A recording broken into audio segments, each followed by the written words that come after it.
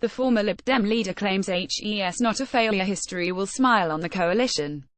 The world's smallest violin is playing for Nick Clegg today, who has complained in his latest iNews column that nobody seemed to think he deserved his knighthood. The absurdity of knighting one of the least successful politicians ever united both the left and the right when it was announced in December that Clegg would be included in the New Year honours list.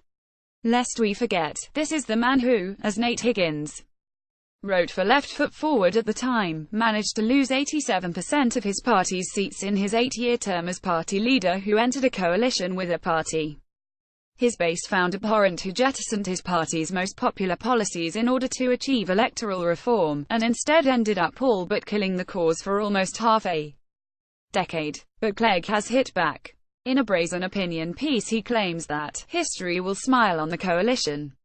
Of all the arguments deployed against his knighthood, he takes particular umbrage with criticism from the Corbynite left. Except by Corbynite left, he appears to mean everyone who is critical of the coalition's austerity policies.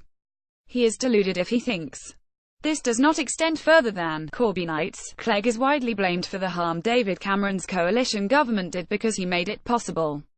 If the Lib Dems had refused to enter into a coalition with the Tories, it's likely we would have had another vote instead.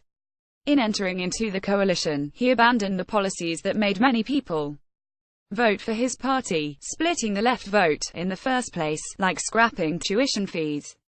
He then spent 5 years in the tree's austerity bed, insisting that cutting public services was in the national interest. It didn't work, as many people predicted, and millions of people suffered as a consequence. Now, in his column, he has claimed that the coalition cut the deficit more slowly than Labour would have done, as if this was by design rather than the result of poor policy. Sorry Clegg, but I think he'll reserve our sympathy for the victims of coalition policies, all the people still reliant on food banks, the young people leaving university with thousands of pounds more debt are deterred from going at all, the NHS doctors and nurses stretched to the limit, and the patients who are not able to access adequate healthcare. I could go on, but safe to say Clegg deserves your sympathy as little as he deserved his knighthood. It's not unfair that he is being criticised, it's unfair that he propped up a government that damaged the country and damaged lives, yet somehow he still gets to be called sir and to complain about not being appreciated in a national newspaper column, where he is now shamelessly trying to rewrite history.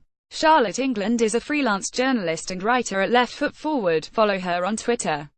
Like this article. Sign up to Left Foot Forward's weekday email for the latest progressive news, and comment and support campaigning journalism by making a donation today.